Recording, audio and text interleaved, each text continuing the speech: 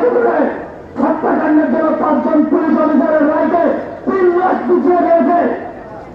এই নৃশংস হত্যাকাণ্ডের রায় তাদের রায় না, তাদের সংগ্রামীকে 3 মাস পিছানো হয়েছে। রায় থেকে এখন আমি বেরিয়ে আছি। এখানে চুলা ঝুলিয়ে কোনোভাবে আমরা মনে করি যে সুস্থ বিচার হতে পারে না।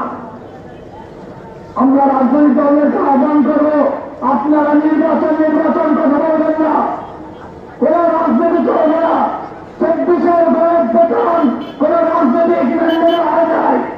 বাংলার জনগণের ম্যান্ডেট দিয়েছে।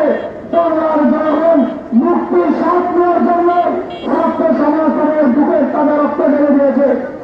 একে আপনারা রাজনৈতিক ফায়দা হিসেবে নেবেন না। সেই রাজনীতির আপনার নির্বাচন দরকার হয়, ক্ষমতায় যাওয়ার জন্য প্রয়োজন হয়, তাই আমাদের সাথে আসুন।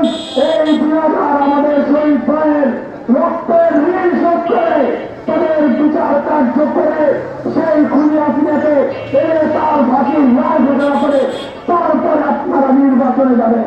এই রাজনীতি বাংলাদেশের কোন রাজনৈতিক দল নির্বাচন বলে বাংলার জনগণকে আপনাদেরকে আহ্বান করতে চাই, আপনারা তাদেরকে প্রতিহত করে দিয়ে আপনারা তাদের আত্মবিশ্বাসে যখন নির্বাচনের ভোট চলেছে বলবেন আমার ভাইয়ের রক্তের আগে নির্দেশ করো, তারপরে ভোটের খেলা হবে।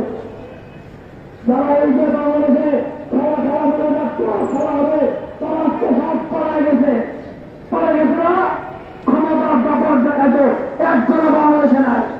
বাংলাদেশের আইন শৃঙ্খলা বাহিনী এবং উপদেষ্টাদেরকে বলবো, আপনারা যে 626 জনকে বাংলাদেশের কুখ্যাত আসামি যারা দলিলকে জন্ম দিতে সেই দলিলের বাপদেরকে আপনারা ছেড়ে দিতেন, সেই 626 জনকে আগে বাংলাদেশে ফিরে আনুন।